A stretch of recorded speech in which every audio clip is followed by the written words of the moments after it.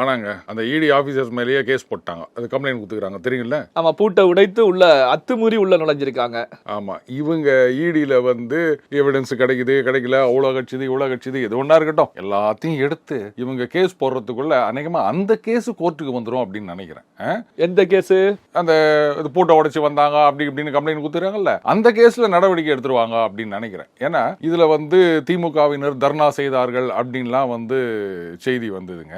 எதுக்குங்க இதெல்லாம்? அவங்க பாட்டுக்கு வர போகிறாங்க, ரெய்டுன்னு வாங்க, அதான் இவ்வளோ கட்சிது அவ்வளோ கட்சிது அப்படின்வாங்க, இவ்வளோ எவிடன்ஸ் கிடைச்சிது அப்படின்வாங்க, அவ்வளோதான் முடிஞ்சு போச்சு. இது வரைக்கும் எத்தனை ரெய்டு நடத்திக்கிறாங்க தமிழ்நாட்டில்? என்ன நடந்தது? செந்தில் பாலாஜி அவர்கள் விஷயத்துக்கு அப்புறம் எத்தனை இடத்துல ரெய்டு நடந்தது? இதில் பார்த்தீங்கன்னா கொஞ்ச நாளைக்கு முன்னாடி அந்த ஒரு படம் சம்பந்தமான தொடர்புடையவர்கள் வீட்டில் ரெய்டு நடத்தி நீங்கள் வந்து அதை கண்டினியூ பண்ணக்கூடாதுன்னு ஸ்டேவே வாங்கிட்டாங்க கோர்ட்டில். அப்புறம் இடி ரெய்டுகள்லாம் நீங்கள் போயிட்டு இப்படி தர்ணாலாம் பண்ணீங்கன்னா விடுங்க, இதெல்லாம் அப்படியே ஜாலியாக எடுத்துகிட்டு போவீங்களா? ஓ இடி ரெய்டா, ரைட், அப்போ நாமளும் பெரிய ஆள் ஆகிட்டோம், அவ்வளோதான். அவங்க என்னத்த கேஸ் போட போகிறாங்க? இது வரைக்கும் ரெய்டு பண்ணதில் என்னத்த கேஸ் போட்டாங்க? அப்புறம் நீங்கள் போயிட்டு ஏதோ காமெடி பண்ணிட்டு இருக்கீங்க, எவிடன்ஸ் கிடைச்சது கிடைச்சா மட்டும் என்ன பண்ணிடுவாங்க?